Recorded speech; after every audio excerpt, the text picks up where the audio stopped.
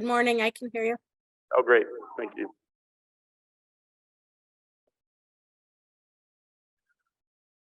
Okay, we'll call today's meeting to order. Jen, will you do roll call, please? Tom McDonald, Here. Len Tucci, Jennifer Finley, here, Jim Molitor, Here. Carol Langford, here, Carrie Pitts, Bing Matt, Ellie Bundy, Mark Charlo, Present. Mike Dawson, I'm here. James Steele Senior. Thank you, Jen. As we always do, we'll start our meeting out with the prayer. Jimmy, would you do us the honor?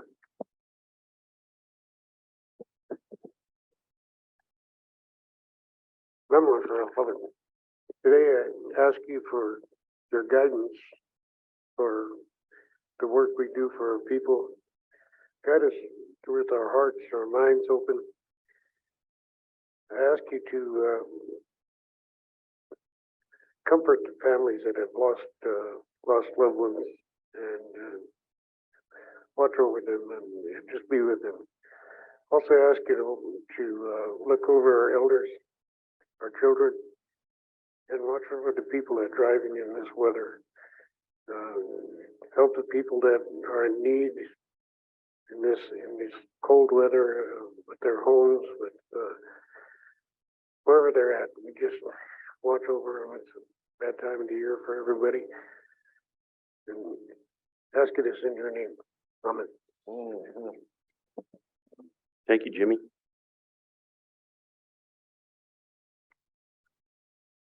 First order of business will be happy birthday to you. One day early. Happy birthday to you. Happy birthday, dear Ellie. One day early. Happy birthday to you. Woohoo!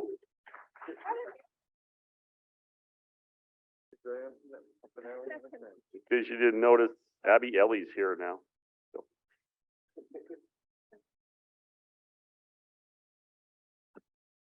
Okay, we have our minutes from January 26th for council's review. And I did notice a couple of things, Abby. On page 2, Chairman McDonald gave a report on the governor's state of address. Tom was able to meet with cabinet folks. It's Troy Downing, auditor, wants to give a follow-up presentation to council. And then there wasn't a presentation, but Tom had a discussion with the head of Department of Livestock regarding Yellowstone bison management.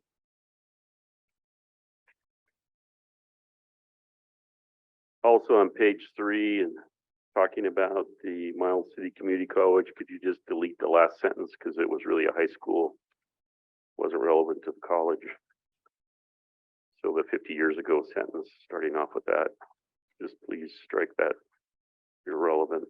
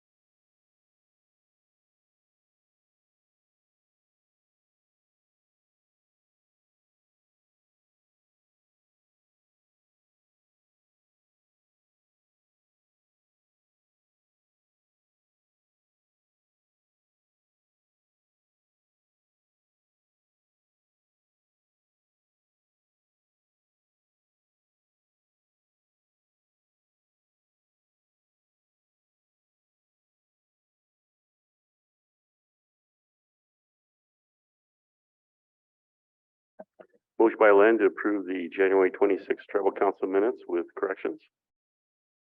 Second by Jennifer. Any further discussion? Seeing none, I'll take a show of hands. All those in favor of approving the minutes as corrected. Unanimous? Mr. Chair, I'll abstain. Oh, okay. One abstention. Martin, he was not present. He was in East, no, AT&I, Portland. Thank you for going to that, Martin. It's critical business for the council. Okay, we have our agenda, and we have one walk-in. Is there any other additions to the agenda, changes?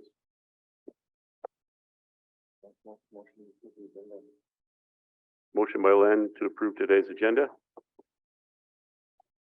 Second by Ellie. I'll have an Mark? item, just kind of probably open, it's fine. Okay, Martin has one open item. Any other discussion? Carol has one. Good. Okay, we have a motion and a second. The approval of today's agenda with 3 additional items. All those in favor? Unanimous? Okay. Let's start with our first walk-in. That will be an executive. Okay, we'll move into executive. Jim, if you could do that for us. Carol? Yeah, I'll make a motion that we approve the purchase of Miss Kazir property, interest, I should say, interest in, is there a name, a number for the parcel? I guess they'll get that. It was the Catlago, that was the name, original name on it years and years ago. Okay, I'll just say show interest in the purchase, either a contract for deed through a 2-year period. And if that's not possible, to just outright purchase at the appraised price of the interest.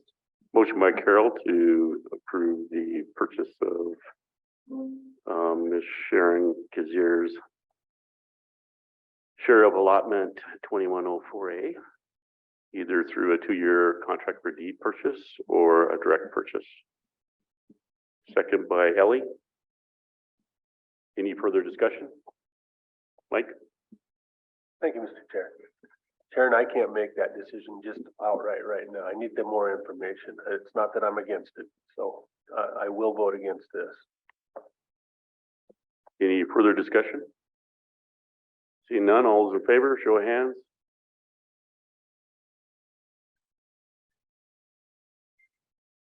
Eight, 4, 2 opposed. Martin and Mike opposed. Mr. Chair, Go ahead.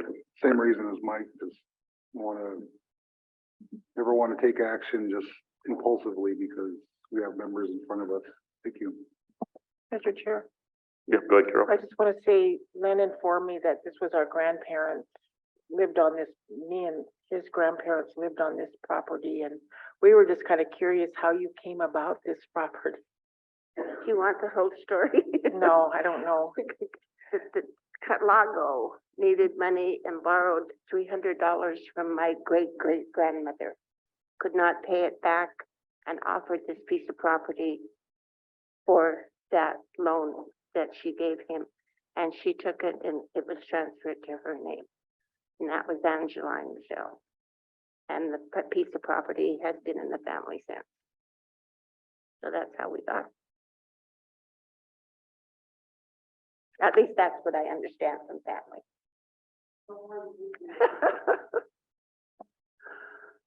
How values have changed, huh? $300. Thank you, Sharon, for coming in. Hopefully we helped you today, and please travel safe back to Helena. We will. And when will I get some? Mark will do his diligence on being able to split this over a 2-year period. That's what we would prefer for our budget, because we have the considerations that Councilman Bing mentioned for some other folks in the same situation as you. So I understand. thank you. It was nice to meet you all. You too. Okay, what Mr. we Chair, have. I just want to say, that's Michelle Jordan. She owns Garden City Monument. She does headstones and she's a tribal member. So we Cool. deal a lot with her business in Missoula. Good to know. Wow. All right, next up we have Martin. I just wanted to kind of get a head count for, and then just kind of run it by. I was asked to speak at the ARC dinner gala, so if that changes your guys' mind about going or not, just forewarned. But I would like to try to get a head count so we can find other people to attend. If not, so yeah, that'd be kind of greatly appreciated. Hopefully by the end of today. I know Carol asked what the menu is. Hopefully it's not puppy dog stew. Sorry. That's the other side of the mountains. Oh, okay. Yeah. All right. Those folks who would like to go to the February 11th fundraising gala in Missoula, please raise your hand. It's a fundraiser. 1, 2. You bringing 1 plus 1?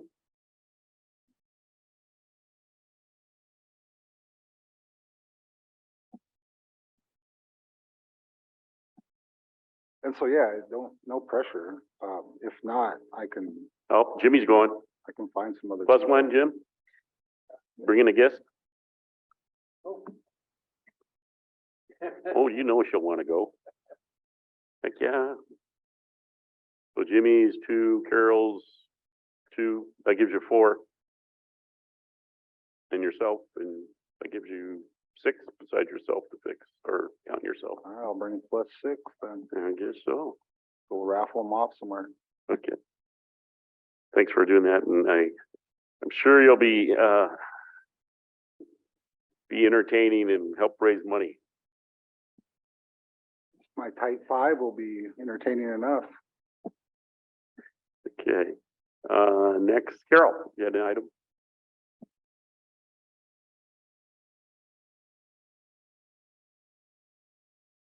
Okay, gonna pass. All right. Then we're into our agenda.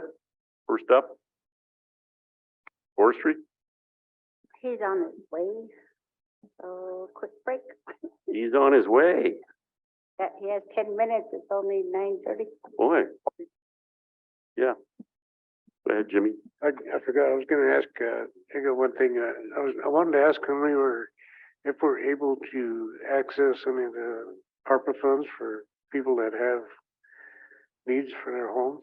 There's 2 trouble members, one in the north end, one in the south end, busted pipes, their basements flooding. These people ain't got any money to fix this thing, and it's just gonna get worse as it sits. You know, I mean, if that money's there, we should start spending it. Yeah, I would suggest getting with Patty and Greg. And that line item for those type of improvements looked like it was only maybe 97% expended. So yeah, there's a deadline to spend it. Yeah, I'd hate to lose it. Yeah, I mean, go ahead, use Carol. it. Yeah, I don't know which one of you brought it up, but there has been an income guideline on it. I've heard that numerous times. So can we have them just come down and let them know that we'd like to open it up? Because I've got numerous people too who have needs, and it's blocking them because of contractors, but also this income thing. One was Donna Richard. She needed new heaters in her home, and her heaters are all out. So I think that's in the process now, but let's Okay. just ask them to come down. And Yeah, we can do that. We'll do that. Have them come down. Can she do it now? If there are any guidelines?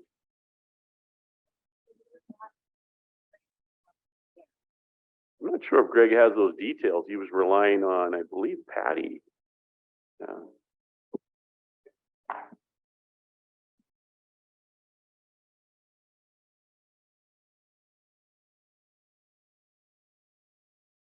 Bless you. Birthday girl.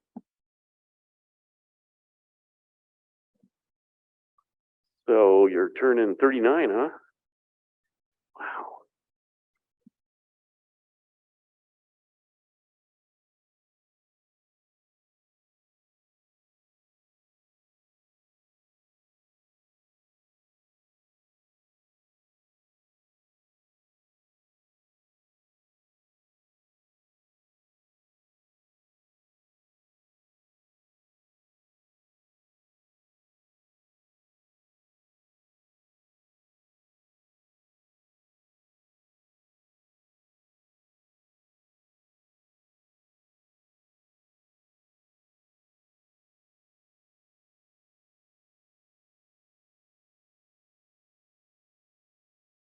I got Greg on and Rick coming down. Is this open or executive, Mr. Chairman?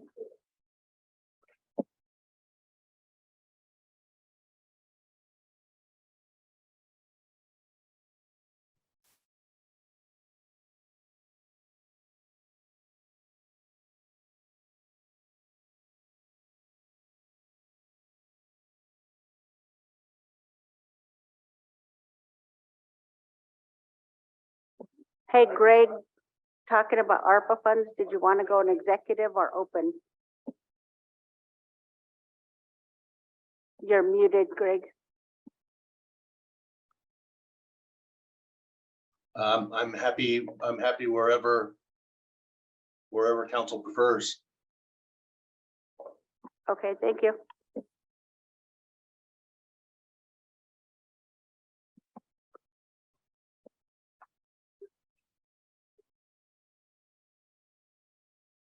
Okay. So the question is there, what are the limitations for people getting the, ARPA funding for some of those, needs they have in their houses? Kind of similar like what Loretta Hoots was, her need. Certainly. So in my review of our notes, the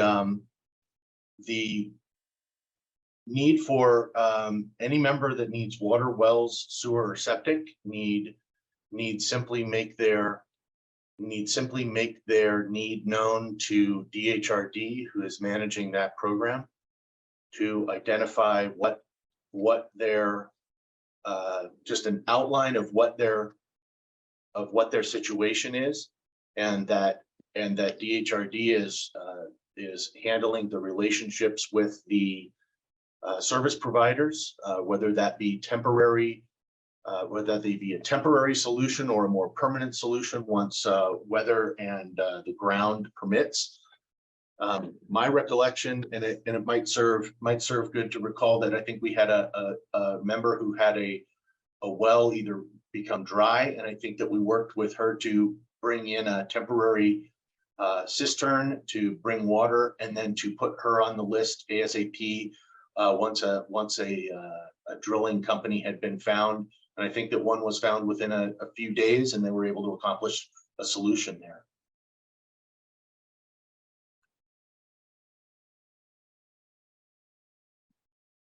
Any So I questions? think sorry, go ahead.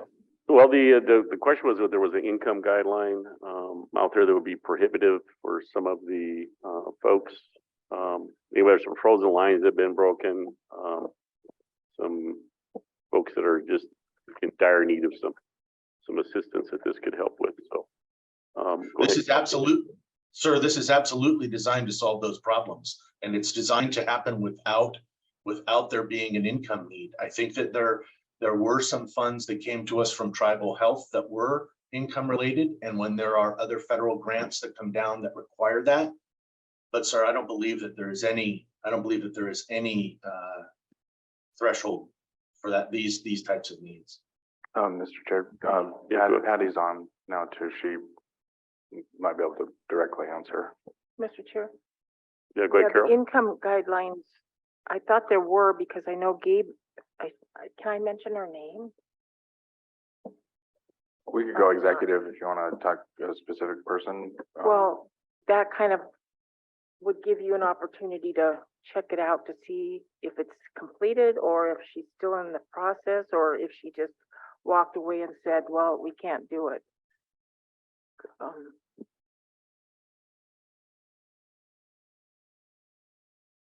Anyway, that's the one I remember. And now we've got the other one that I know Patricia Hibbler is working, and she just texted me yesterday and gave me an update that it's working through the process. So I don't know if it's now working properly, or if there was just holdups because it was a new process. I don't know. So I think it hopefully is going well now. So if you have people, we all have people I know that need work. So just let Patricia Hibbler know.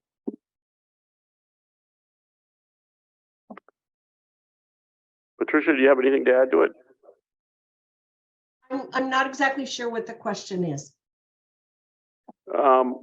Jimmy brought up, the, need from a couple of tribal members that have some broken water lines.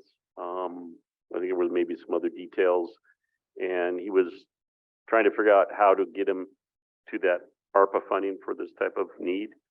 And then, we mentioned that you would be the direct person probably to go through with the information. And then if there was anything that would limit that, in some way, whether there was income guidelines or age guidelines or something of that nature.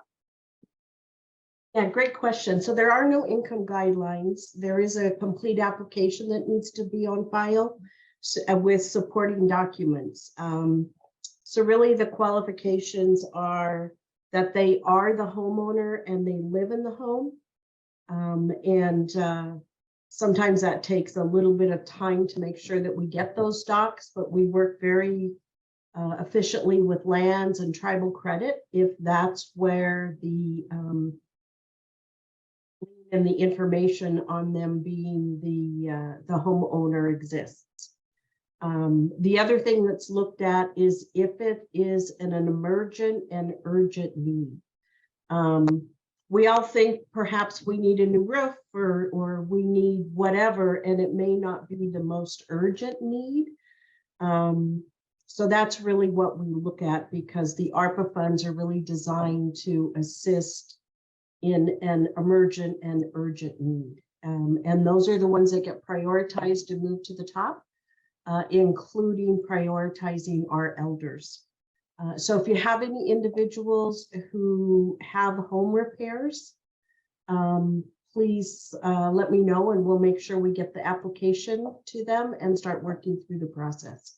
So the individual that Carol's talking about, not using any names, certainly had her baseboard heaters go out. That certainly is an emergent and urgent need in this weather.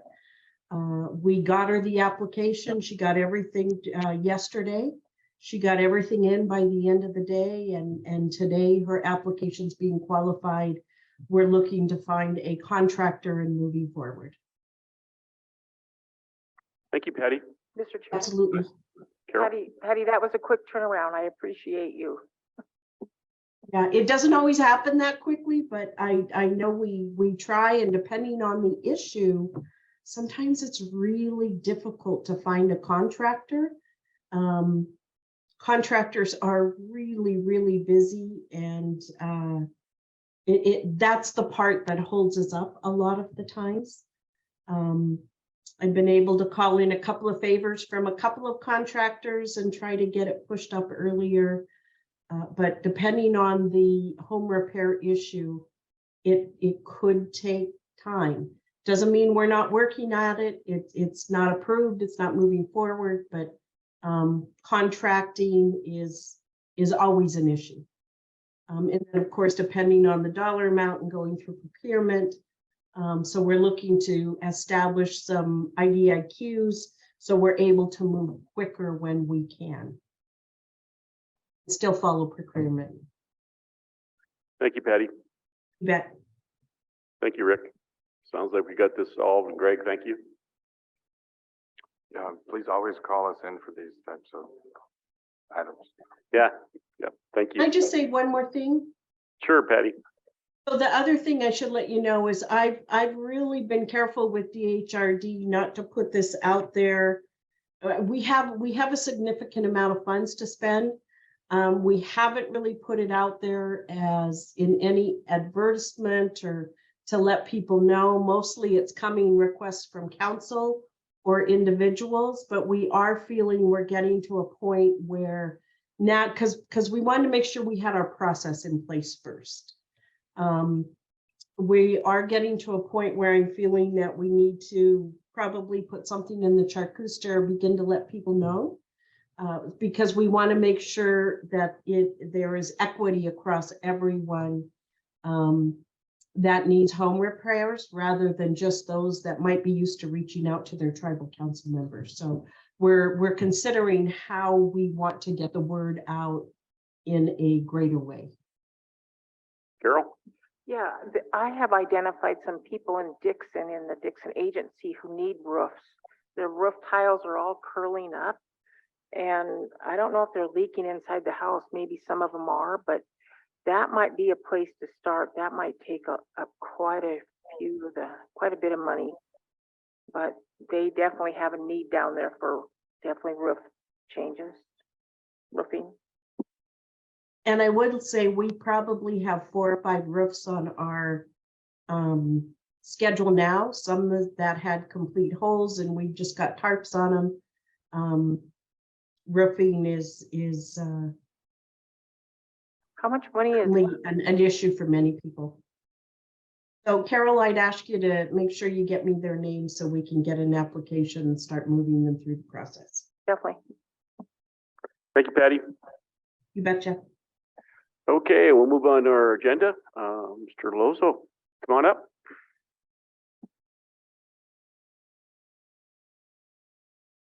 Do you need me to stay on? No, you're okay, Patty. Thank you. Okay, thank you. I just want to reiterate off of that, my dad's been without power since March 20th, 2020. So, but today I'm here to present a funding opportunity for a grant for our greenhouse that was presented to us from the National Forest Foundation. It's for $250,000 for upkeep for our greenhouse and to add on to it.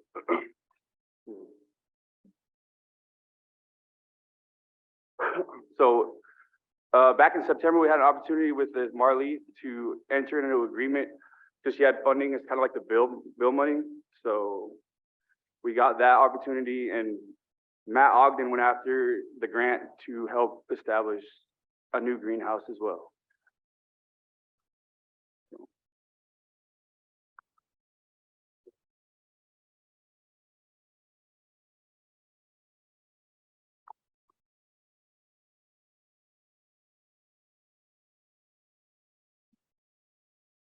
So, James, this is the classic example. I try to let council know about this new partnership that's out there with federal funding, moving through these nonprofit entities that have a relationship with the federal government. And the National Forest Foundation started out that way. They were really trying to get urban forestry recognized in the United States and trying to get kids, involved in parks and that kind of thing. They kind of moved greater and bigger, and then they've moved into Indian country. And so Tim Ryan's relative, Marley Oppenheimer, works for the National Forest Foundation, and now they've elevated their standing with the federal government to help move a lot of bipartisan infrastructure law funding out, because the federal government just simply doesn't have the capacity to be able to get this money on the ground. So we have a unique relationship with the National Forest Foundation, with our Mission Valley, our youth crew for the last 2 years, and they've been great to work with. And they partner and bring other money from nonprofits like the hiking store in Missoula, the big chain, what's it called? One of the box stores. I can't remember the name of it. You guys know what I'm talking about, don't you? Anyway, they're great to work with. So go ahead, Mike. Motion to pursue the grant. Motion by Mike to approve the resolution. Or is it a resolution? Approve the grant submittal. Second by Bing. Any further discussion? Seeing none, all is in favor? Show of hands, unanimous. Thanks, James. All right, thank you guys. Oh, wait, Carol.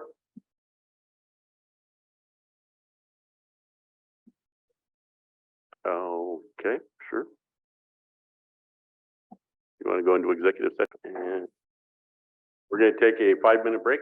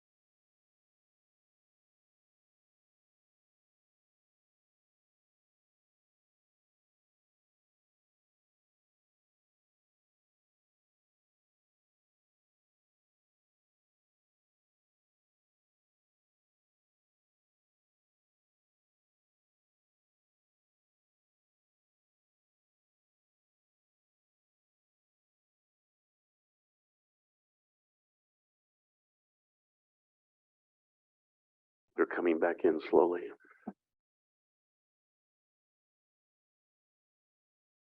What? All right, well then you're probably done for it for the year.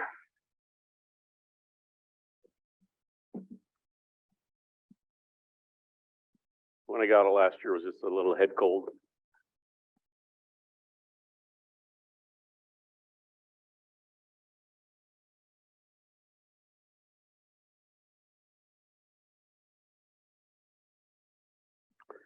My dad got over with it a couple of weeks ago, and you know, he's like almost 90, he'll be 90 next month. I was worried about him getting it. So it was like nothing. Yeah.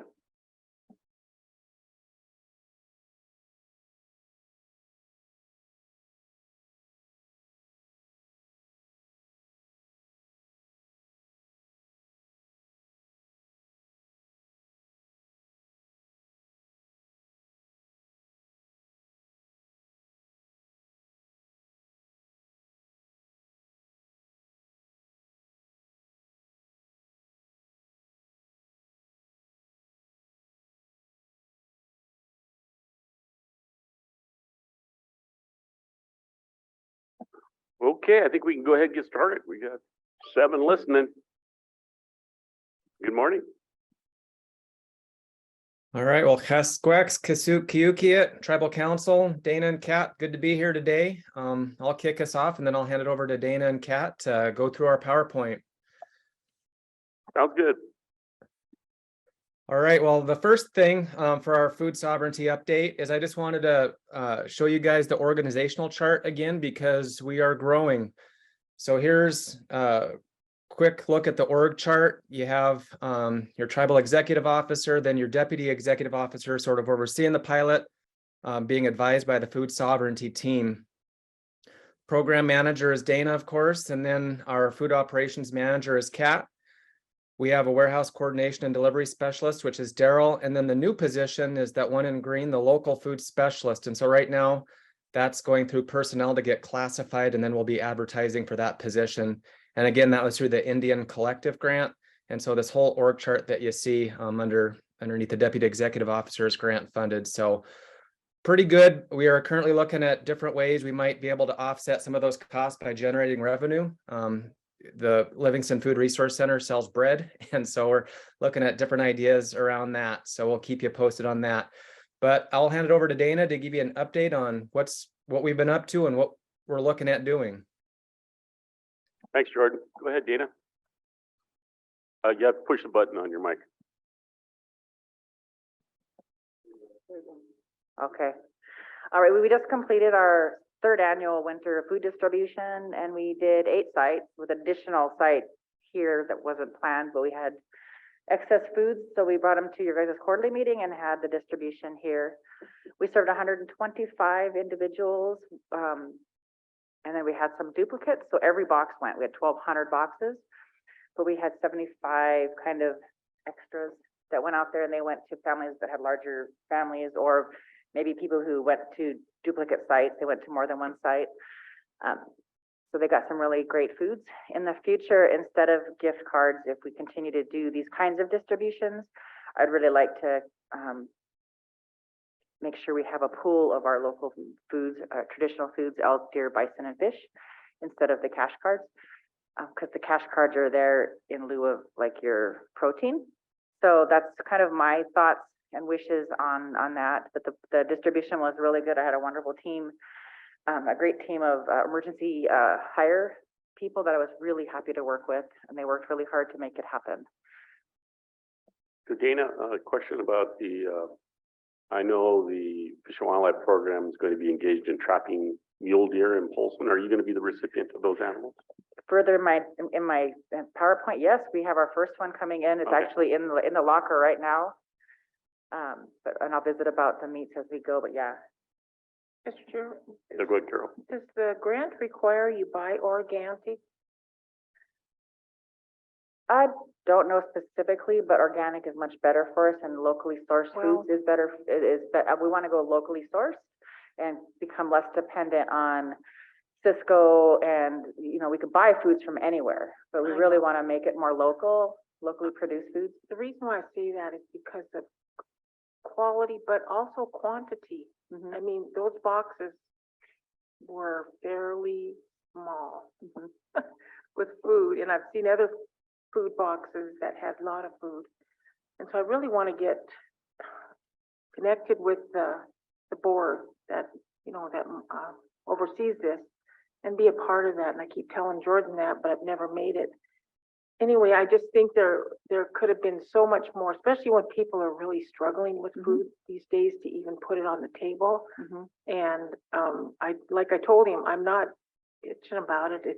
I appreciate everything that you guys do, but there could have been a quantity that probably would have been more helpful. But thank Yeah. you. I just want to say that we need to lessen our dependency on those outside trucks. In 4 days, if the road's cut off and the trucks don't come here from Cisco, from wherever they come from, our store shelves are going to be empty pretty But quickly. You as a mom that cooks probably big meals for big families, and you know, a box like that was perfect for me and Mr. B and Tom, and but others I could just see, well, that might have been a little bit small. Yeah.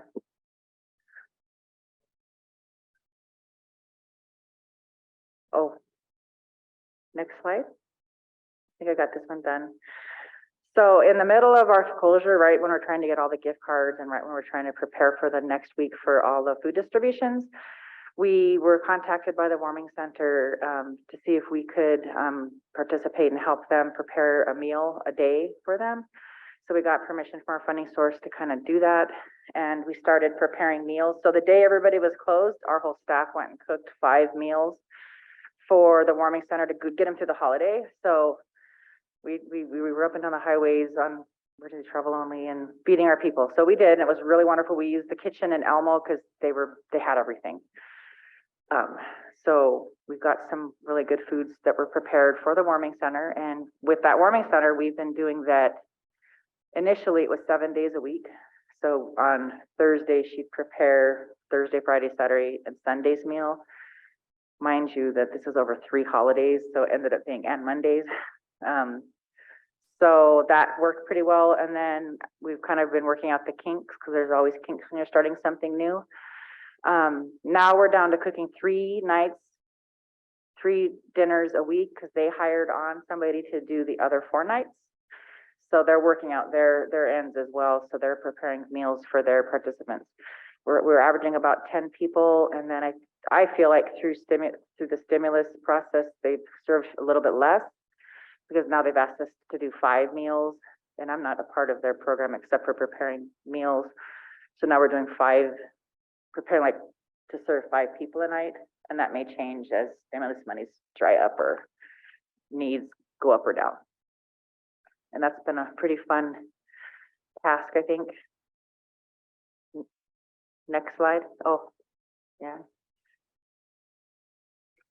So current and upcoming partnerships we're developing, that's what I do is I develop partnerships. We're going to work with Fish Keepers, NRD, DHRD, Victory Garden Network, and the Rocky Mountain IAC conference. So Fish Keepers, we're going in March, will become the distribution point for Fish Keepers.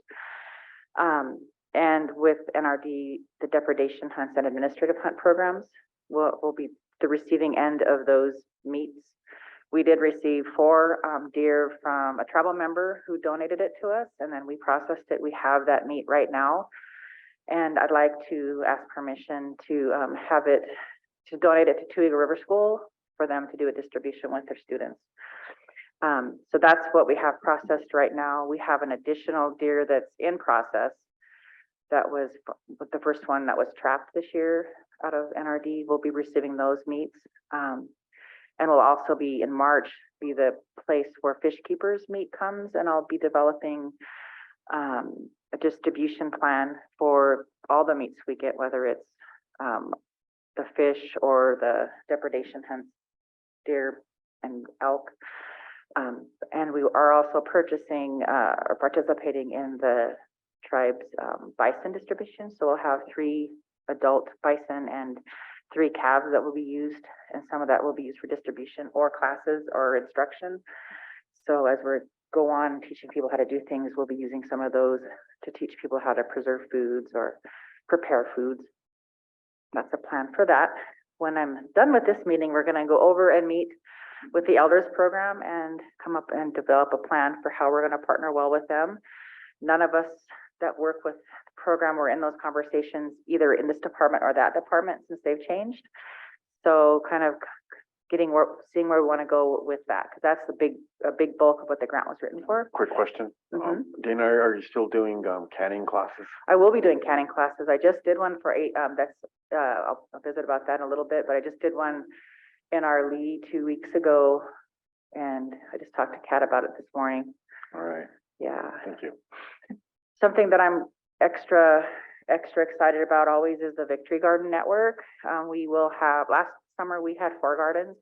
This year we're doubling that. We're gonna do 8 gardens.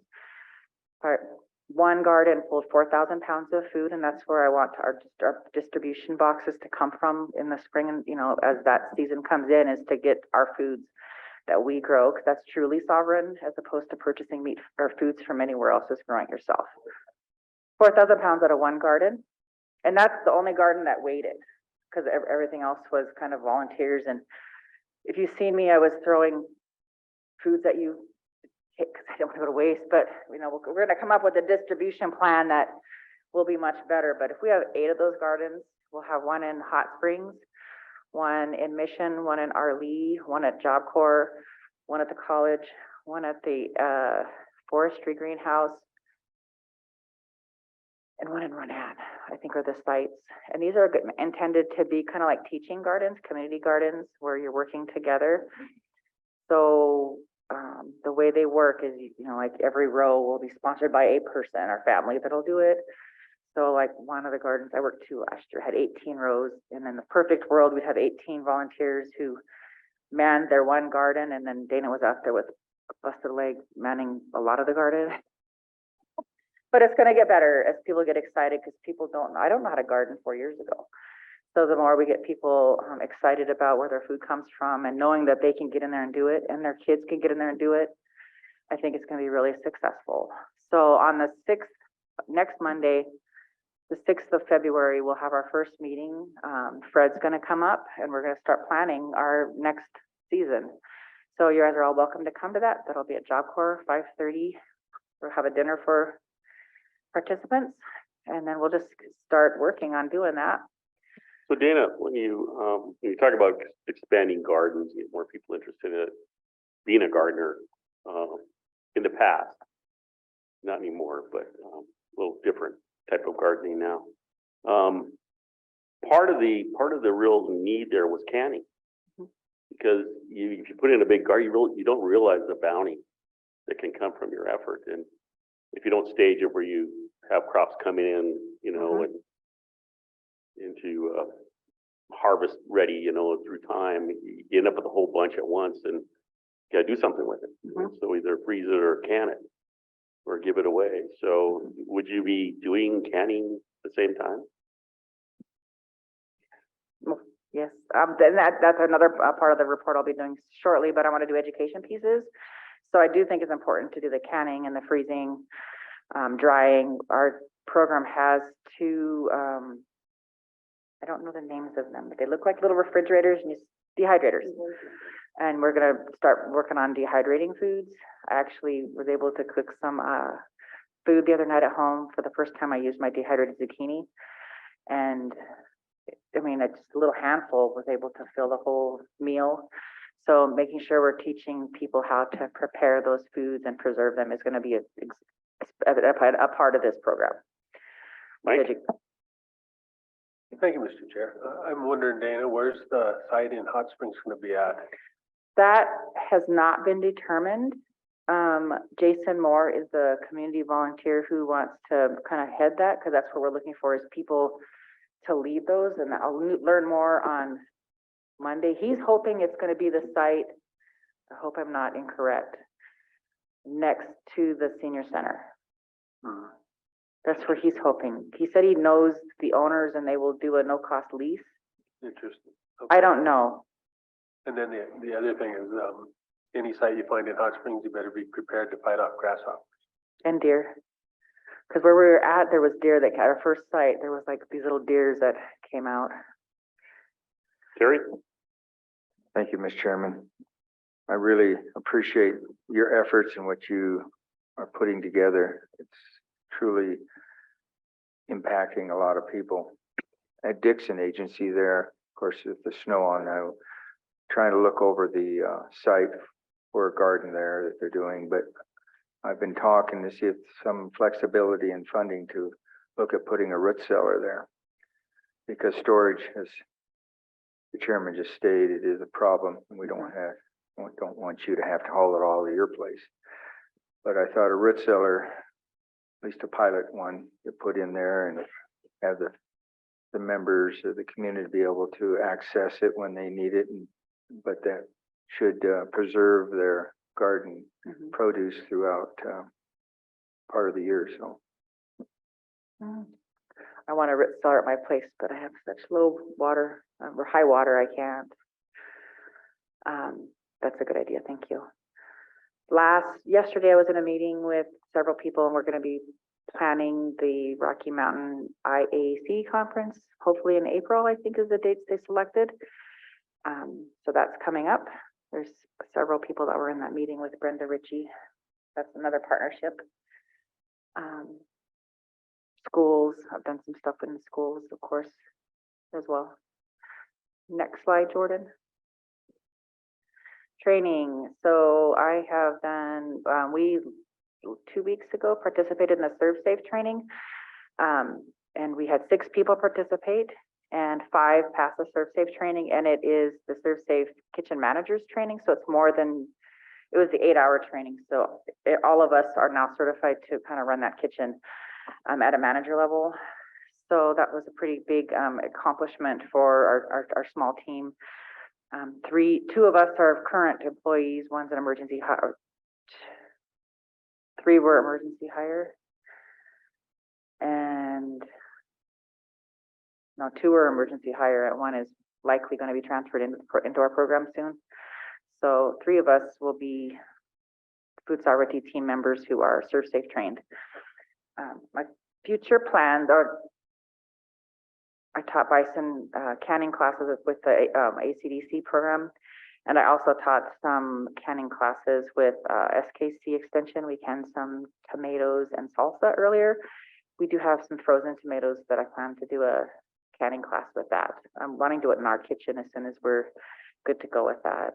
Future ideas, I want to do a monthly kind of a, like the beating circles that go around, or dry meat socials. I want to do a monthly food sovereignty circle or sharing circle where we get education out. So that could be pretty round. You know, it could be huckleberry picking, or having an elder come in and talk to us about camas bake, or showing some, just going back to our traditional forms of food and how we ate in the past. So that'll have, it needs to be regular, on a regular basis, and it may not always be at our center. It may be at, you know, outlying sites. It may be where we're going to collect whatever foods we're picking up or harvesting. But that's what I will plan on hosting as we go. And then I'm an educator at heart, so I'll let you know when we're canning. Meat especially, because you have to cut it in all chunks. I know the Carrie in the wildlife program does the cider event, you know, try to get people to bring in their apples, you know, clean up all their fruit so it's not e-bearware. Is that something you're collaborating with too, or is there, who I always thought was interesting, because just like myself, it's very difficult sometimes for me to get on top of that and pick my fruit. It seems like there might be some orchards or some individual landowners that would welcome a crew to come in and gather that fruit and then, you know, be part of your program. I totally intended to do that, and I have the tool I borrowed from them still to go and get those fruits. But yeah, we should collaborate better. This winter, the last month or so, I've been going to their meetings for the 44, Ordinance 44, and so we're collaborating a lot on food issues with Carrie, with the meats and the fish. And we missed the opportunity for those fall fruit crops, but that'll certainly be in the picture next year. think it's just it's a huge waste of fruit around here. I mean, I see it everywhere in people's yards, just laying on the ground. It is, and then it causes conflicts. We're also making sure as we're putting in these gardens, because one will be a Job Corps where there's a lot of bears, you know, and then at Mission, they have bear issues and Arlie. So we're gonna make sure that we're putting these in and being mindful of reducing those wildlife agriculture conflicts. I really don't want to be out there collecting my zucchini and running from a bear. I just don't want to. In the future, I mean, there's lots of things I see in the future. Root cellar's one of them, but also I'd like to start thinking about and considering chickens for eggs. In the future, there's lots of noise in my head that I'm filtering out right now, trying to get things done. That's the one you want to really be bear aware. Mhm. For sure. I got to get this other stuff down first. And then educational activities, of course, I went into schools. I'll be doing a presentation with a tribal member who does a House of the Moon project that I was involved in a couple years ago. She's asked me to co-facilitate a training on food sovereignty, so I'll do that in a couple weeks for that program, or that tribal member. Next slide. This is what we're here for.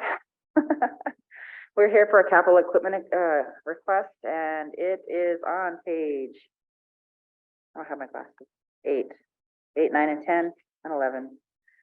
So we need a generator, a gas-powered or propane-powered generator in the event of a loss of electricity, which we had this morning for a minute. I don't want to lose a freezer full or freezers full of meat, so we need to make sure we're prepared for the loss of electricity out there. So that's what this request is for.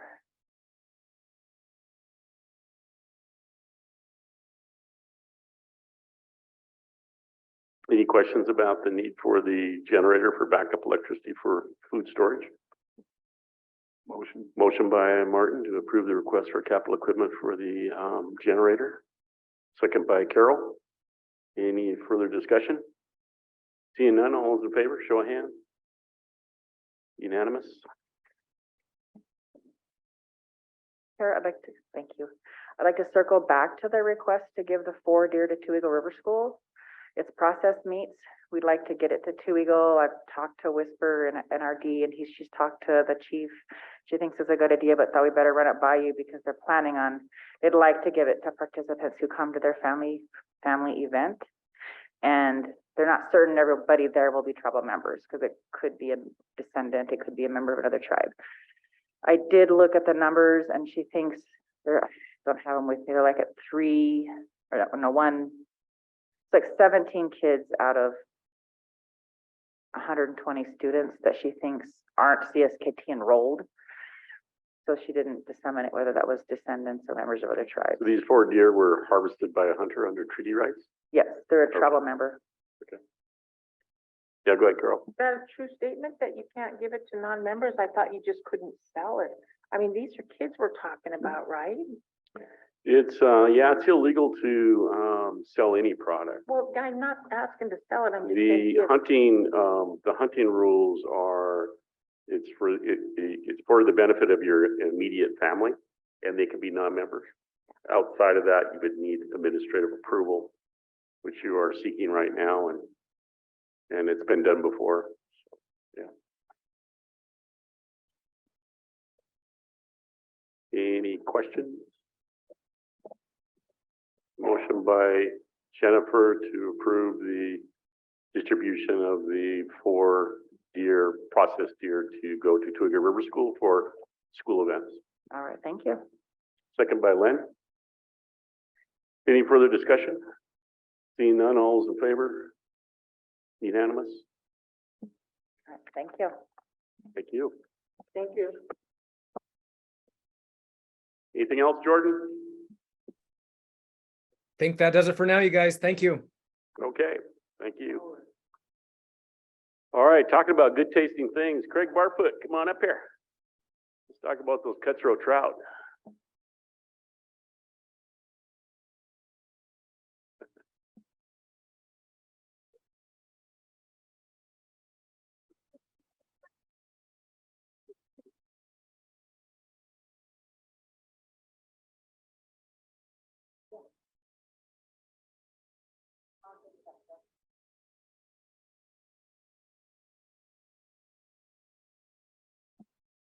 Happy New Year, Craig. Haven't seen you in a year. Happy New Year to you also, and good afternoon, morning, I guess, Mr. Chairman and the council. I'm here, thank you, Jennifer.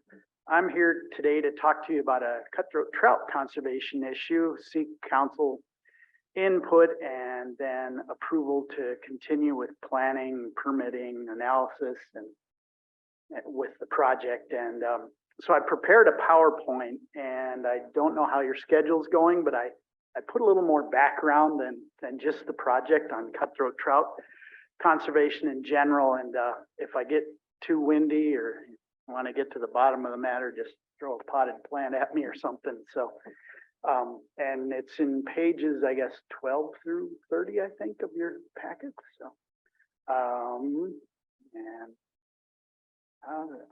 okay. Okay, thank you, Jennifer.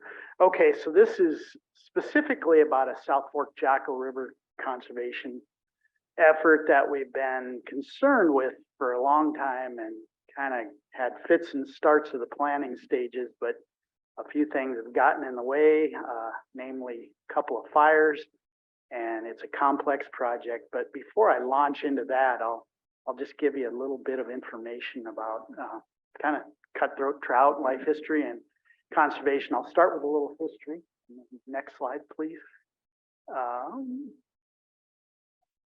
So I put these maps together as part of, I guess, when we were working on the water rights and the compact, but using existing information and what we know about fisheries and oral histories and stuff, I put together these maps showing kind of what cutthroat trout distribution probably looked like, you know, back at the time of the treaty signing, and then what we're dealing with at the present. And historically, in the red lines, these little tributaries were the spawning and rearing habitat. And then these fish, most of them had a migratory life history, and they'd move out into the Flathead, the Jocko, Mission, even the Clark Fork, grow large, then come back and spawn in their tributaries. And that's all been fragmented, and then there's introduced species, and then they hybridize with rainbow trout, which is the issue I'll get to later. But now we're restricted basically to these little red marks on the map, just small isolated populations of very small fish. And so they lose genetic diversity over time. They're not these big productive forms, and there just aren't many of those migratory populations left. The last one, next slide, Jennifer, I think, is in the Jocko River. It's the last functional population of these fish that grow and spawn. They spawn in the small tributaries and in the forks of the Jocko. Then they move downstream and they grow in the Jocko and in the Flathead and even the Clark Fork River, and they grow to large sizes. Then they return to where they were born, start it all over again. And the Jocko supports the last one. And next slide, I think, Jennifer.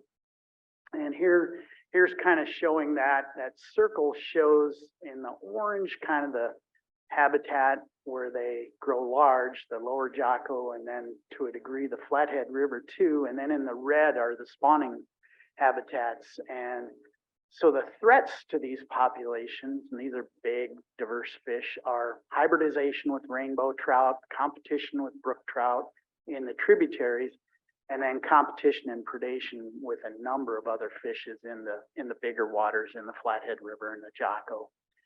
Okay, next slide. And just to give you an idea of the fish's life history, they're fascinating. We did a telemetry study looking at mostly movement at one of the irrigation diversions, but when we had these fish tagged, we could track their movements. And I did this a few years ago, but this is an example of a female. She spawned up near the South Fork Gate. And then after she spawned, within less than 2 weeks, she was all the way at the base of the dam, 80 miles one way, just bam. And they'll use the big river until it warms up. And that's where they can really put on weight and length. And then they bump back into the colder waters when it warms up in the summer. Next slide. Thank you. So why are these big fish important? Well, one reason is they're really productive compared to these small fish. A big female like the one I show you below might have up to 7 times the number of eggs in her than a little fish in the tributaries would. So get a big bang for the buck when she spawns. And not only that, but they spread the risk. They move around. They have multiple life stages in small tributaries, down in the big rivers. So if something catastrophic happens, there's always one life stage out there to refound the population if needed. Next slide. So these are just really important on the landscape. You know, they provide a big meal for humans and other animals when they're large like this, and then they move around and they transport nutrients upstream and downstream. So I just wanted to go over a little bit with the tribal council of some of the conservation efforts that the tribes have done to protect this and conserve this migratory population in the Jocko. And I listed kind of the suite of things that have benefited them, and then I'm going to get to the kind of the one last remaining problem that I'm seeking council input and advice on. But I'll give you an example of kind of each of these efforts with the following slide. Next slide. So there's been a lot of habitat protection in the Jocko River in the last 20 years. In red, you see land that has been acquired or exchanged, and all of that is dedicated to conservation, fish and wildlife, cultural values. And in total, now the tribes have protected a huge proportion of the lower Jocko River, and the response to the habitat's been amazing. There's cottonwood recruitment going on now. The river channel has responded, so it's just pretty amazing. It's really great to look at this graphic, so I put it in. Next slide, please.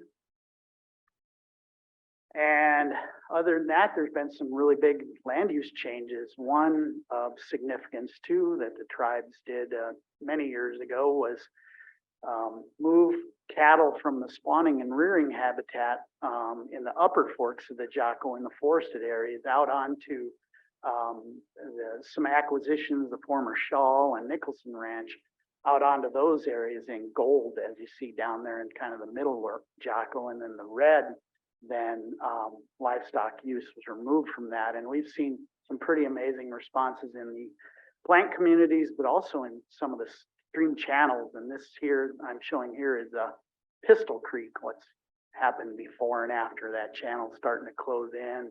Some of the raw banks are, healing up. The animals up there, just like us, wanted to hang around the water, and some of the channels were more vulnerable than others. So that's been a big change. Next slide. Another thing was the tribes moved their natural resource damage settlement from ARCO on reservation to mitigate for damages in ceded lands. And one of the things that was done with that was acquire some of that land. And another was this giant restoration project on a channelized reach of the Jocko River near Arlee by the old fish hatchery. It was bulldozed back in response to a flood back in the late 40s, I think, maybe even multiple times. So the tribes have restored that, and it's been a kind of a showcase for a variety of, the whole region even. We've had conferences down there and field trips and educational projects for many years now. And let's see, I think I've got another example. Lastly, there were some big changes in the Flathead River back in the late 90s, early 2000s that really helped these migratory fish. It went from what's called a power peaking facility, where they changed flows on a daily basis from turbine capacity down to the minimum flow. And so it just yo-yoed the river. That had dramatic effects on the ecology of the river. And after those ramping rates went into place, I studied the river for requirement for the FERC license for about a dozen years. And on the graph on the lower right there is the response in rainbow trout, cutthroat trout, and their hybrids. And they went up several 100% through time, their numbers did. And so that's another consequence. And I actually have another example of some actions that we've been doing. This one's getting closer to the matter at heart. We so the K Canal, which is being rebuilt now with compact and also compacted dollars, it's being rebuilt. It's just above our lee. It was a barrier to fish passage, especially cutthroat trout when they were wanting to move in late spring, when the structure's checked up as it is in this picture. Cutthroat trout basically couldn't get past it, so we'd have these big fish showing up. But we were worried about passing them because you can't always tell a cutthroat trout from a hybrid just by their looks. It can be deceiving, but so we did some experiments, worked with the University of Montana on some genetics, and we found that our program technicians and the biologists could identify these fish with pretty good frequency. And so we started selectively passing what we thought were cutthroat trout, then we would genetically test them. And it turns out that over 85% of the fish we passed had less than like 5 or even 1% hybridization, which basically levels that already existed above. And these are fish that essentially are ecologically equivalent to cutthroat trout as far as we can tell. So we began passing them, and you can see in the graph on the right, the green are the numbers through time. Big cutthroat trout have been returning in ever increasing large numbers. So I think an accumulation of all these good things that are going on, and we just tested the upper basin and to see if the experiment was working out okay, and we saw no change in hybridization levels generally, except for one small spot in the North Fork. And next slide, Jennifer. This just shows you some of that genetic testing. The blue triangles are where we've tested, and we have cutthroat trout levels ranging from 90 to 99 or even 100% on average from those grab samples. It averages about 98% cutthroat trout in that upper basin. And then you'll see a red marker, and that is Liberty Creek, and that's getting to the heart of what I wanted to talk to the council about. That population, instead of being about 95% or more cutthroat trout, it's 95% rainbow trout. So some rainbow trout got moved in there. We have no record of it, but I remember a long time ago talking to Bearhead Swaney, and he said he remembered catching rainbows there when he was a child.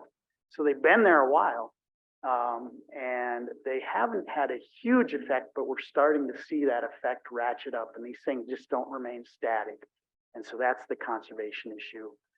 We want to try to remove that rainbow trout population, and that's what I'm here to talk to you about. Next slide, Jennifer. So here we are up in Liberty.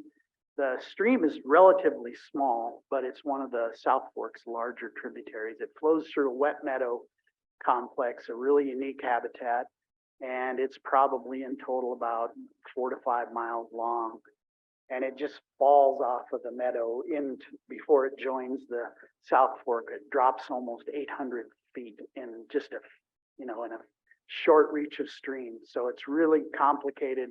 There's barrier falls. We think it was historically fishless.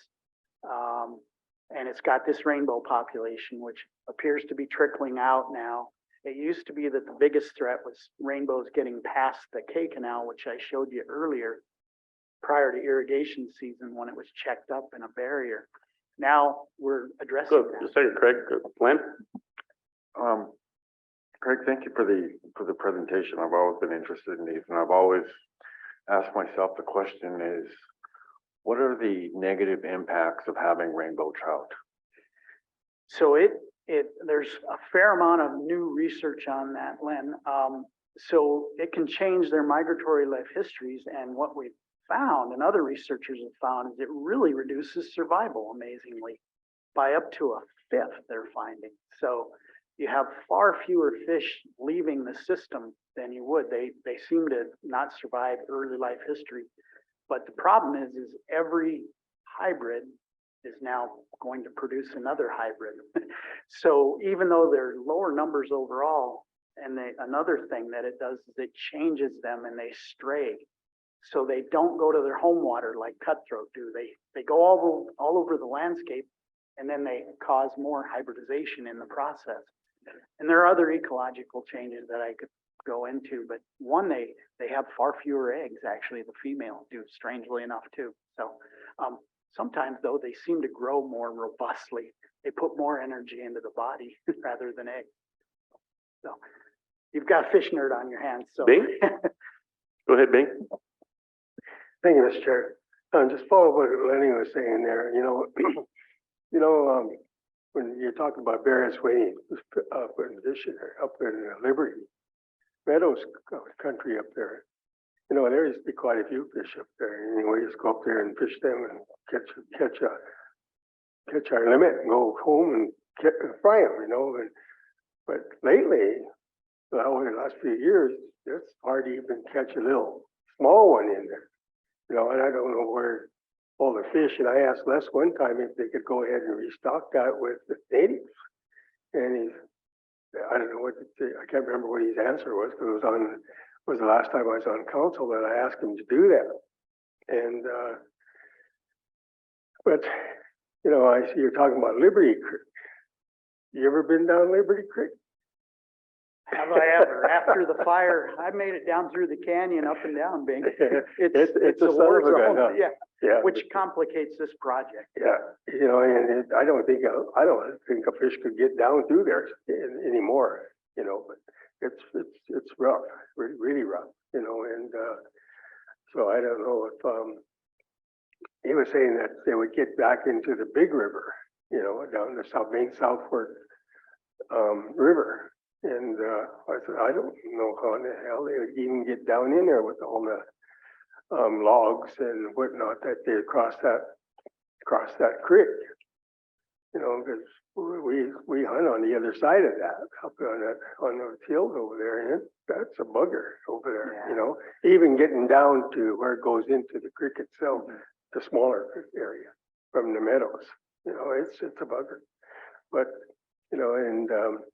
like I say, I'd still like to see that meadow stocked with natives, and then for the people, but, and so they'd go up there and fish, like years ago, like I say, everybody would go up there and take a line up there, go up to the head end and then come down and get a few fish, but now you can't, like I said, you can't hardly catch one like that in there anymore.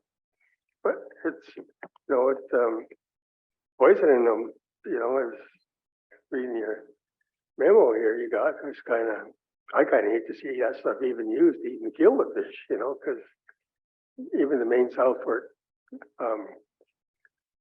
drainage there to fish the creek there, the river there, it's tough to even catch a fish in there that's decent size once in a while, So I don't know.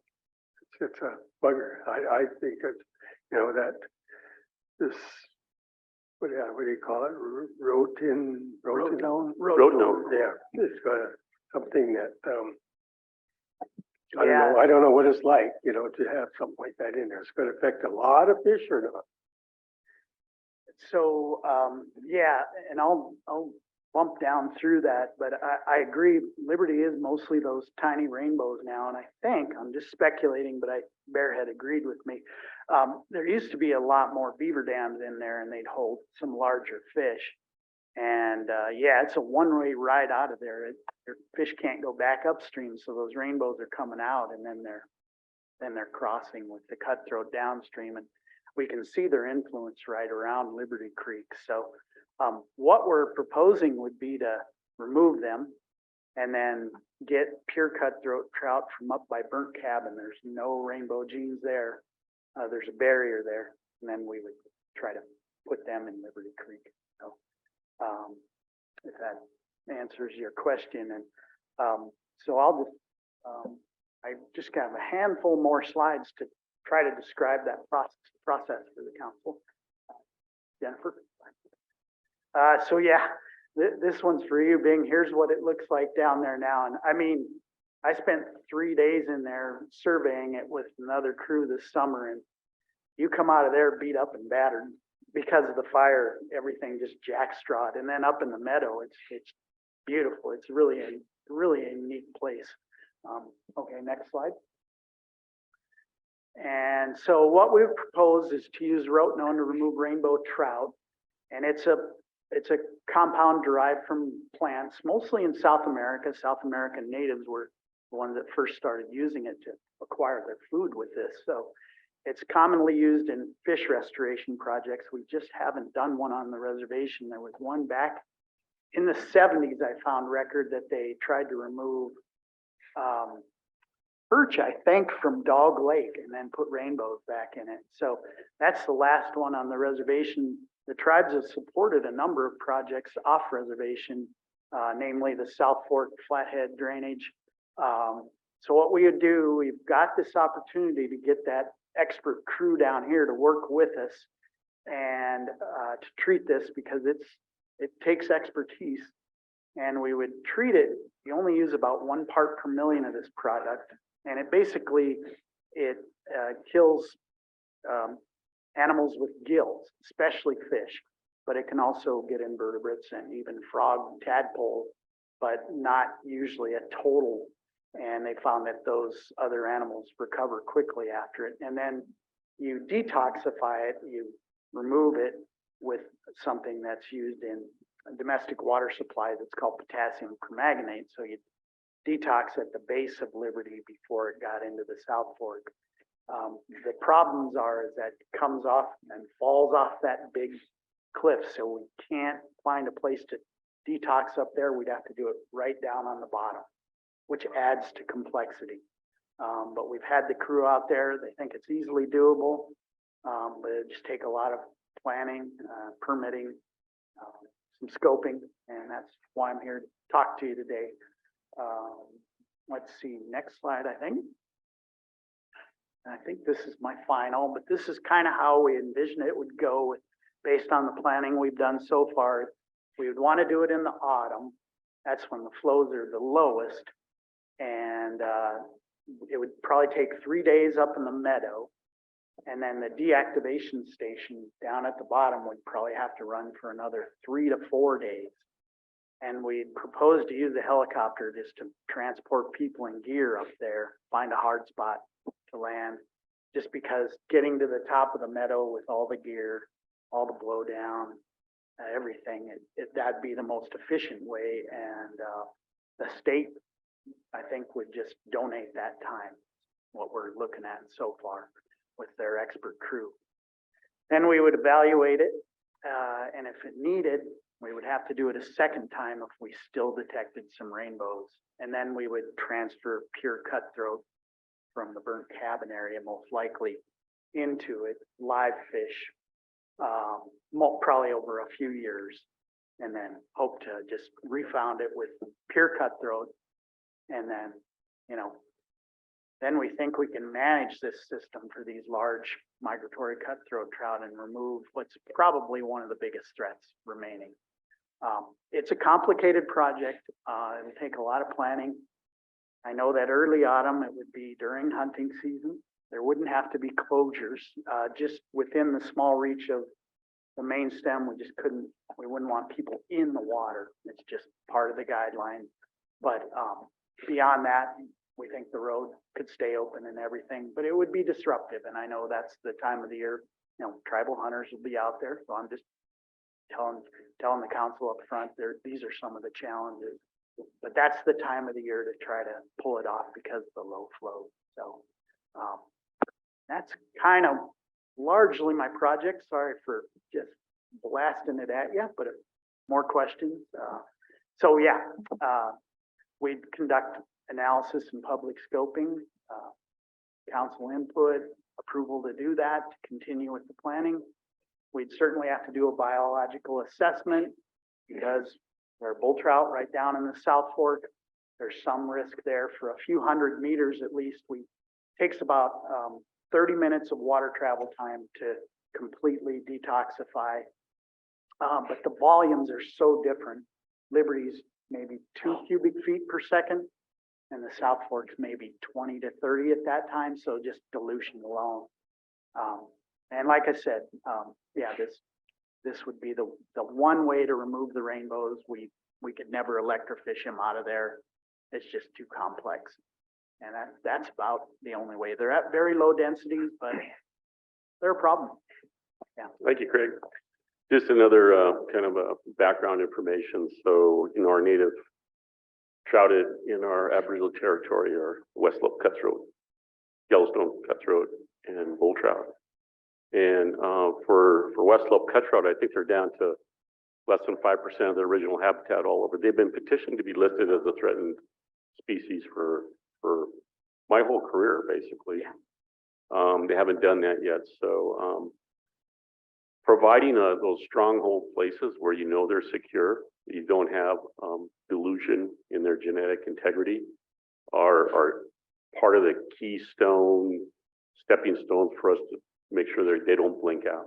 And so a place like the South Fork the Jocko is very critical for that. Okay, go ahead, Terry. Thank you. I've often wondered, I know back in the early 60s, my dad used to log up there, so I was up there as a kid. There's quite a bit of sign of beaver, and I'm wondering the impact of this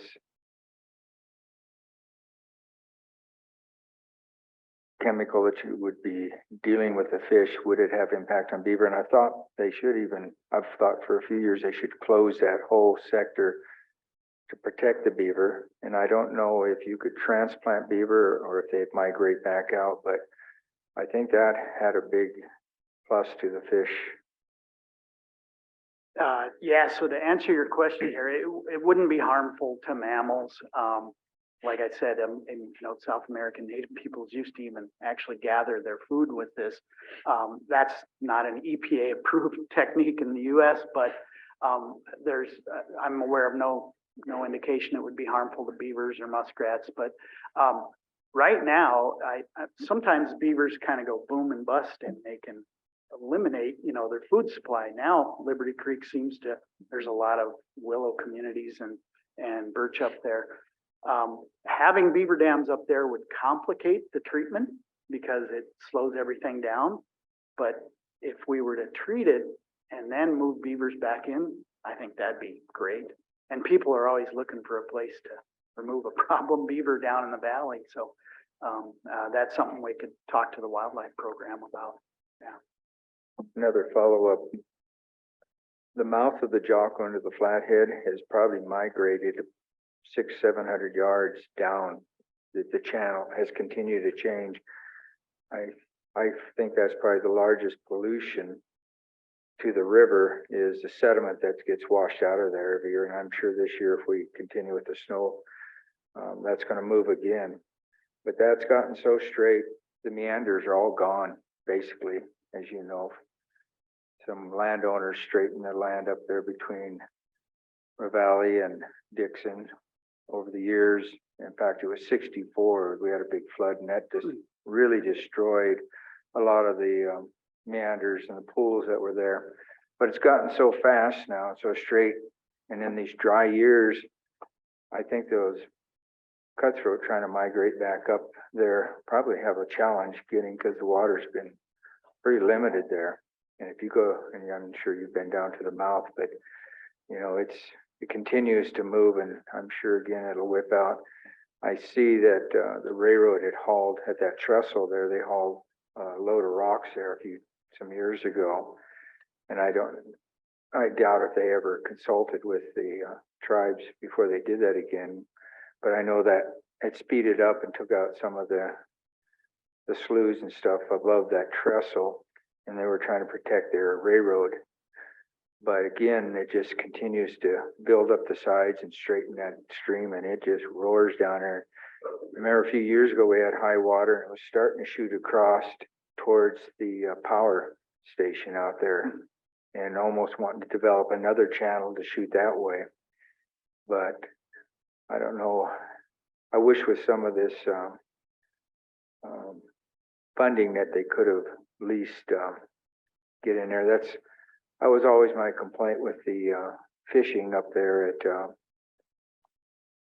that we do at every year annually. The funding that was allocated for fisheries and I've often thought, I remember Louis Adams would come in and he'd always say, we need to have a fish hatchery here, because he said we have some of the purest and the best cutthroats in the country, and to have them imported. And I remember when they first opened up Louis Lake, I was with Molitaires and Finleys, and we went up there, went fishing, and man, there was some nice big fish in there. And I was wondering if those you probably know if they're still pure in that Louis Lake, but there's lakes around that had some nice fish in them that had been kind of isolated. So, Yeah, so back to the question of the channelized reach, the tribes are actually envisioning a restoration project there, so. And that, I think, there's been ongoing work on that. So, and then in terms of the South Fork, I know crazy fish is known to be a native endemic, lake population, which is really rare. Some of the others, we use a pure cutthroat strain to stock them but basically in every 3-year basis rotating. And that seemed to work out pretty well there. And, so, yeah, that's. so in Seepay Creek, is that fairly pure? Seepay is, and that's why we had that barrier built. Yeah, I see that. I think I saw at the old bridge where it's tied in, and I was worried the rainbow populations were going up in the river, and we were seeing brown trout move into Seepay, and it's one of only about 24 left with pure cutthroat. And so we got an encroachment permit and tied into that old bridge abutments to build a barrier there, and so that one's protected. And we've been monitoring it, and the numbers are holding good. So, yeah. Any more questions? I know in my previous job, the use of this natural chemical, or whatever you want to call it, element, in Montana, I've observed at least 7 different operations, and there's been no negative effect that I know of utilizing rotenone. And I believe everyone was very successful. So the plan would be to restock this once you know that the rainbows are gone with our native West Slope cutthroat. Right. And then maybe to follow that up with potential beaver reintroduction if needed to increase habitat potential of that high basin. That's sounds like a good tool to me. Any other questions from council? Yeah, go ahead, Bing. Thank you, Mr. Chair. I'm just following up a little bit on what Terry was talking about, the river down there by River Valley. Years ago, I know when the previous owner owned that down there by the river, Otter Valley there on the right-hand side, a lot of that soil was taken out of that mine and put down by that riverbanks down there.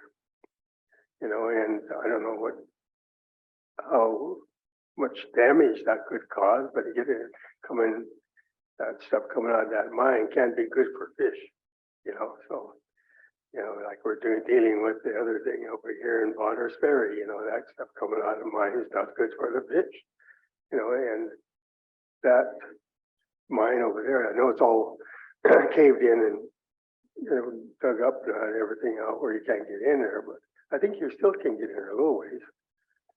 But, that's where they had stuff that they had dug out there. They put it along that bank over there. So that's not good. If I may, yeah, it's a good coincidence. I guess you're asking, that structure is going to be rebuilt, that diversion. And we're at basically 100% design for that. And it's going to have improved fish passage. And as part of that, the Division of Engineering, Water, and then also Fisheries, they're working on, they've actually had those tailings examined, and they're going to be removed. They need to remediate. So they did have elevated levels of, so not real bad, but it was clear that they were mine tailings in there, and you can see through the soil profile that they'd been moved over to berm the river.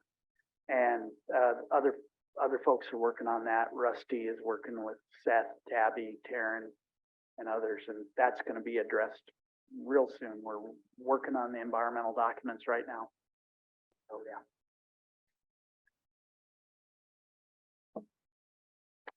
So when you put the beavers back in there after you're successful, That'd be a better time, yeah. just when I was a little kid, I almost drowned out there because it was pretty deep and the fishing was fantastic. I walked right off the edge, bloop, right under. It's actually very poor habitat right now. It's kind of slow and shallow and warm, but it's enough to hold a rainbow population. So, but nothing big. Yeah, it needs to get deeper. Any more questions for Craig? What do you need from us, Craig? Approval to continue planning, scoping. I thought I would try to reach out to the tribal membership with a Charcusta article and a frequently asked questions, but I'm open to council's input on that for sure. But So you'd have like a open meeting in Arley part of it? I thought we could put it on the website, do a Charcusta article, but if the public meeting is desired, we could do that. It probably would be, that'd be more informational, especially if there's gonna be a potential impact to hunting season or at Yeah, least a week there'll or be two. some activity there. Yeah. They're just unavoidable. Bing? Thank you, Mr. Chair. Yeah, I'm trying to get a district meeting up in here this month in Arley, and maybe you could, at that time, we have it, you could come up and talk to the people there and let them know what's going on. I'd be happy to do that, Bing.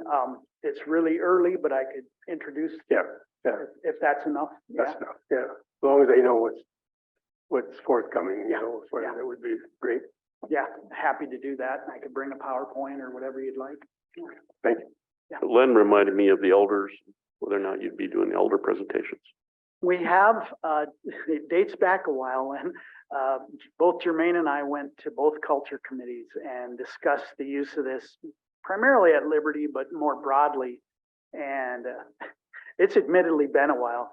It was prior to the Liberty fire. And in neither instance did we have, concerns really. The concern was more on native fish conservation. So that's really what most of the questions related back to. So, but it has been a while. All right. Consensus of council for fisheries to proceed with their planning? Okay. Good. Thank you, council, and I hope I didn't take too much of your time. Thank you, Craig. Keep up the good work. All right, next we have Jordan.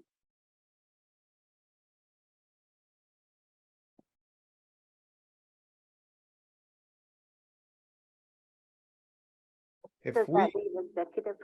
yeah, You want to be an executive, Jordan? sure thing. Yep. Okay.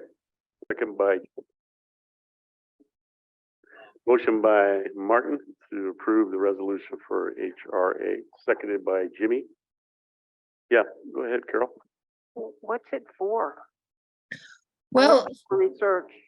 sure. So they, I mean, I think we occasionally use them for a number of different things. They are still wrapping up that research on the railroad right of way. And so they're finishing that up, but then Dan, I think you've had, maybe you and Melissa have had them. That's okay, Dan. I got it. Okay, so there's just sort of we had that contract before and just carrying it over, and then we do seem to have various FIP related questions that just come up. So it's helpful to have them available to do that research. Any further discussion? Seeing none, all those in favor, show of hands.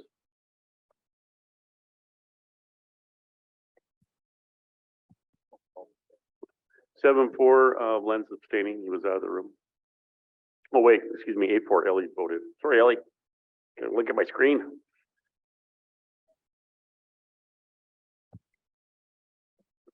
Great. All right, well, that's all I have for you today. I'll hop off for another meeting. Thank you, Chelsea. Okay, thanks, Chelsea. And next, Mr. Chairman and Council, we request to go into the executive session for Give into open session. We have a request from the Wildlife Program to approve the letter to Montana Department of Fish, Wildlife and Parks concerning the Montana statewide grizzly bear management plan pertaining to grizzly bear management within the state of Montana. Motion by Martin to approve the letter, second by Bing. Any further discussion? Seeing none, all those in favor, show of hands. 7-4, no, 8-4, and one out of the room, Len's out of the room. Thank you, Mr. Chairman, Council. Appreciate your time. Thank you, Dan. Yep. Thank you, John.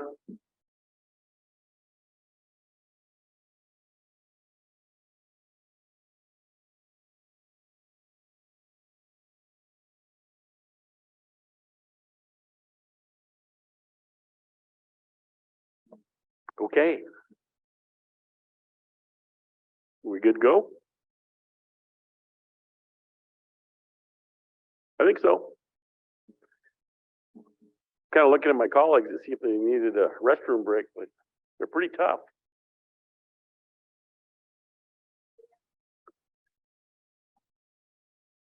Cool. And first I'd like to give some gifts. I was raised by a grandmother that taught me how to make bread. And so she said, when you give bread, you share life.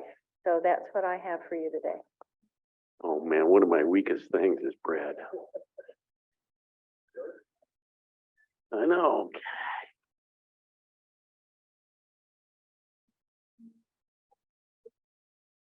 Oh, real butter, not margarine.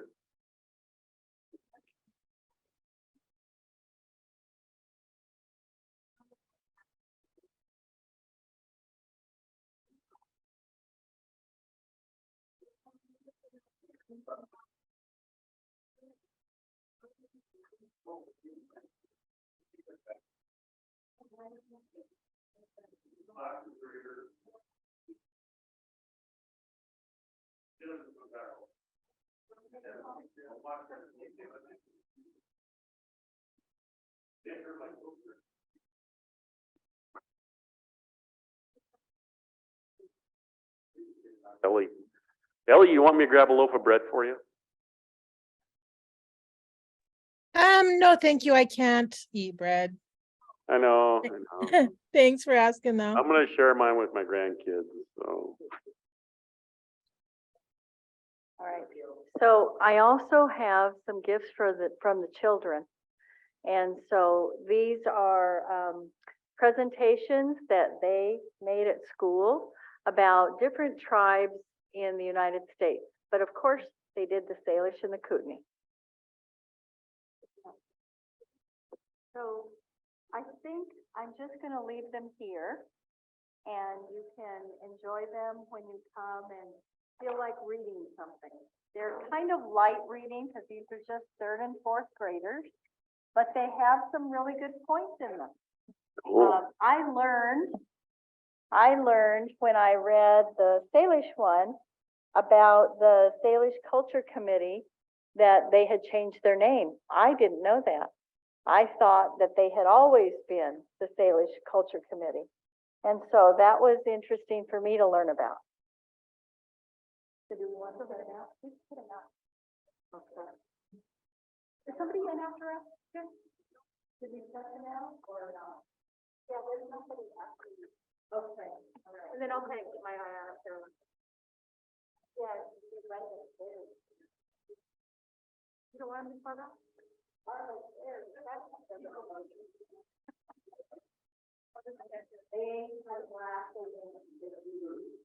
can say right.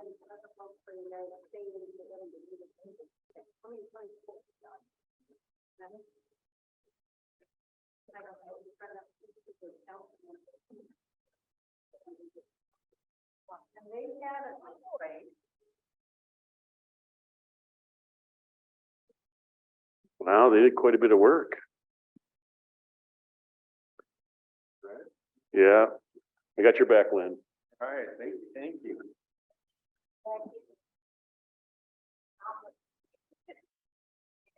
I was gonna watch that bread for you, Lynn.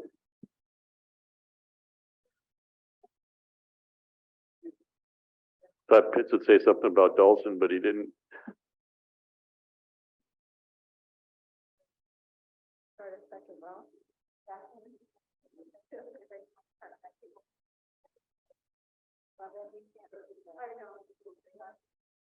Wow, they had quite a few.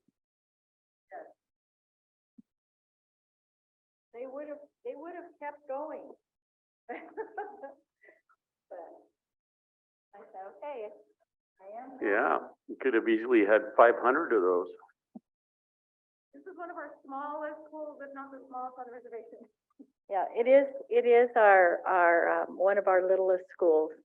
We have, in fact, that's part of my report. So I believe that the way things were sent to you, you actually have last year's report first. So if you would go to page 48. Oh, and where am I? I'll do that for you. Yeah, you want to? That would be lovely. Did you do that? I was like, it's moving so fast. Thank you. All right. So on page 48, it just begins a little introduction there about the narrative of who we are. This is the north end of the reservation and the county. And so we are up on the northern border of Lake County. And their official name is Upper West Shore.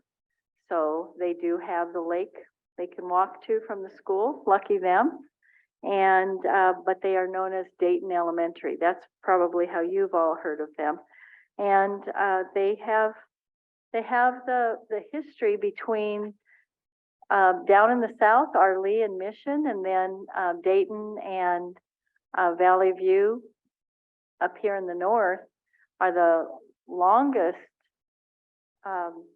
continuous school districts by name, at least, because they have combinations of schools that have joined them. Okay, so if you look at page 49, move that for me. Thank you. I have to apologize because what I sent to Miranda to upload evidently was not the saved page. So the numbers on this enrollment are not correct exactly. I'm going to explain why. The enrollment right now is 52 students, but the non-tribal students are not 39, but 49. What it should have said on that line was we started this school year with 39 students, and now we are at 49 non-tribal students. So there's been an increase of 10 students during the school year.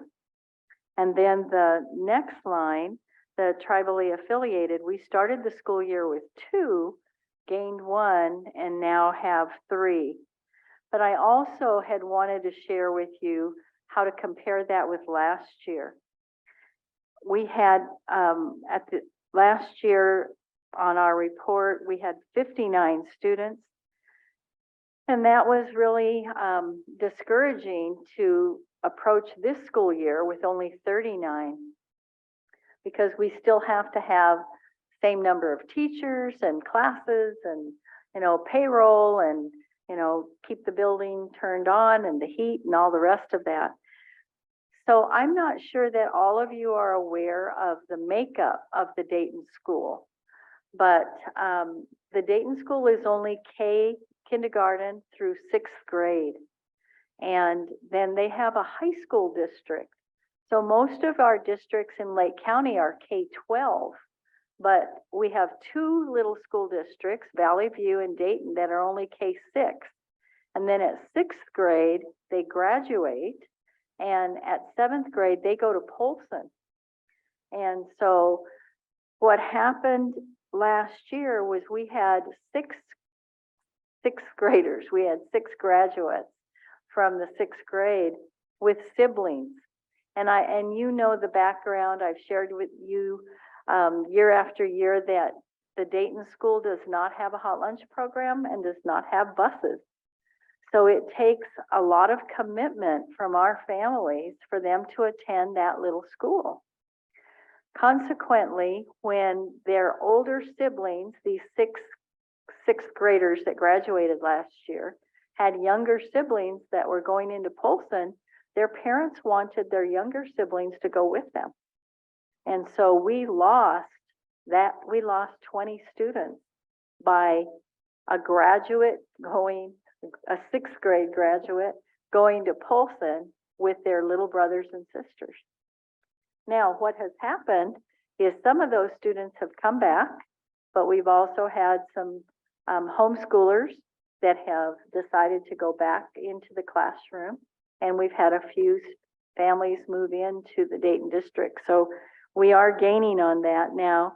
At 49, at the point of this report, we've gotten 3 more students since I wrote this report. So that's the enrollment there. The next part of that page shares about the Impact Aid program, which I want to say thank you to all the departments at the tribal council facility, because all of these departments have to help us out with those forms that need to have sign off and check off to make sure that we're accurate so that they can be uploaded in that application. So please pass my thanks to all of those departments, and Miranda, because Miranda hand carries those and then delivers. So thank you so much. All right, on our next page, we have our academic report for that little school. Remember, we're talking about very little numbers. So, and I want to give you an example of that, because if you even go back to your own growing up years, you will be shocked at what the numbers look like. Our classrooms are all multi-grade. So we have a K1 classroom, and that K1 only has 14 students in it. So that's 2 grades at only 14. Our second grade is a standalone, but there are only 7 students in there. Then we have a 3-4 combination and a 5-6 combination. So that's the whole school, those combination grades. So when we try to give you a breakdown on their testing scores, the federal law will not allow us to break down groups that are smaller than 10. It's illegal for us to do that. So I can give you a general idea of how they're doing, but I can't tell you the 5th grade is doing this, the 6th grade is doing that, because their numbers are so small. In some of those grades, there's 2 kids, and you'd be able to figure out exactly whose grades were which. That's why federal law won't let us do that, because we would be complimenting maybe some child, and another child would feel that they had been put down because their grades had been sort of released to the public. However, I want to tell you that COVID has very much caused issues for us, as it has our world. But in a little tiny school like this, it really gets kind of spotlighted. So where we lost ground with our children because of not being able to attend, first with the closure, and then with if they had the sniffles, or they had, you know, a little temperature, or where it used to be, the school nurse maybe would give them something to take care of those sniffles or that cough, a cough drop, and they'd keep on going. During our 2 COVID years, and even some last year, we weren't able to send our children to school. So there are great gaps in their learning, no matter how hard we tried to make that up. And so if you look at that 3rd paragraph, it says that our students on the state testing tested mostly novice and nearing proficiency. That means they were not average. We have students that were average, we have students that were above average and excelling. But the most part of those 3rd through 6th grades, because that's who tests, did not test well. That's the other thing that they lost with our COVID closure, et cetera. They got out of practice with just plain old testing. You remember when you were in school, you had a spelling test every week, you had a math test at the end of the chapter, you had a geography test, you had, you know, states and capitals test. Well, they got out of that when we were in that condition as well. And so we have an awful lot of kids now that are dealing with test anxiety. And so we're having to do that even for it to look different. So when you put them in a testing environment like SBAC, sorry, I use those acronyms, the Smarter Balanced Assessment Consortium test, it's downright frightening. It's like when I had to go take my graduate test, you know? I was shaking like a leaf in there, knowing I only had so many hours to do so much work. That's how our little kids are feeling with these state tests. So we're making progress. Their scores were not wonderful last year. They were better than the year before. And we also do what's called MAP testing, the measures of academic progress. That's the bottom of that page. And there we can see the individual students. And I can tell you that we are having good gains, especially in mathematics, which is oftentimes the place where you see children breaking down. They're actually beginning to excel. And I think that's also because we are in school again. They're at the whiteboard, they're practicing together, they are practicing those math facts that you know are critical to be able to do the upper grade math. And we're seeing an increase and an increase and an increase. And that is across the board, tribal and non-tribal students. They're gaining their confidence again. And so I think that we will see a recoup for our children of what happened with that shutdown. Our next page addresses attendance. We had always had 93, 94, 95, 96. That's what I had been reporting to the council. And then we had COVID. And we went to dismal place. And last year, it was coming back a little bit. We are at 90%, 90.16%. And we are climbing. We are at 92% this year, just a slight bit over. But our tribal students have even better attendance. They're at 93%. And so we are gaining back that appreciation of being together, being in school and learning, going to school, having that routine that is coming. And so I'm grateful to say that as well. And I'm open to any questions or concerns that the council has. This little school doesn't have a lot to report as far as what's going on, but we do want to share. What can I tell you about Upper West Shore Dayton?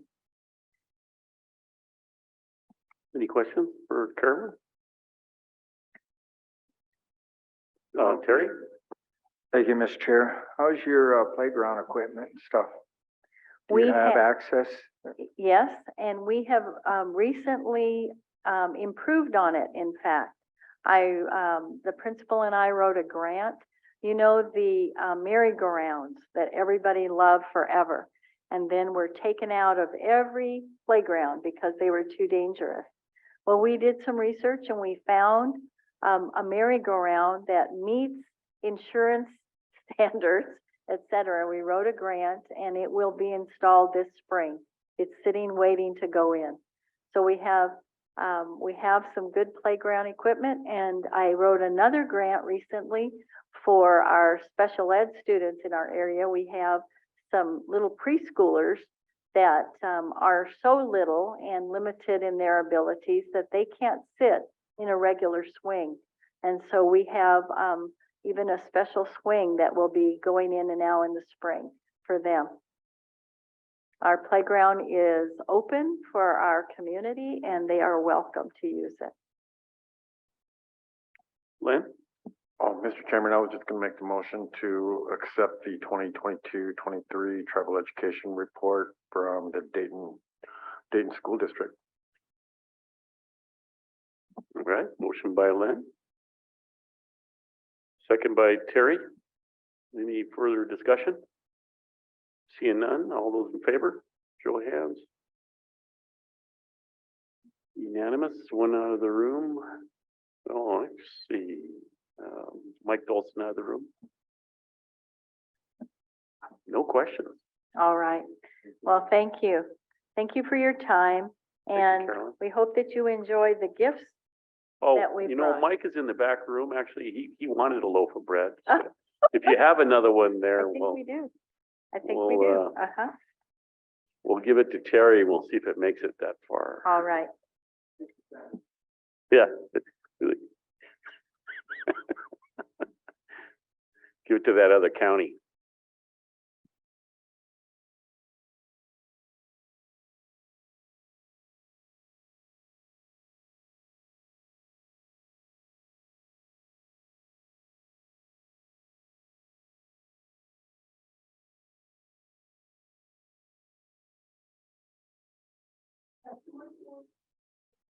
Okay, Miranda, would you mind staying for an executive session? Just briefly? Okay. Carolyn, thank you for coming in. Thank you.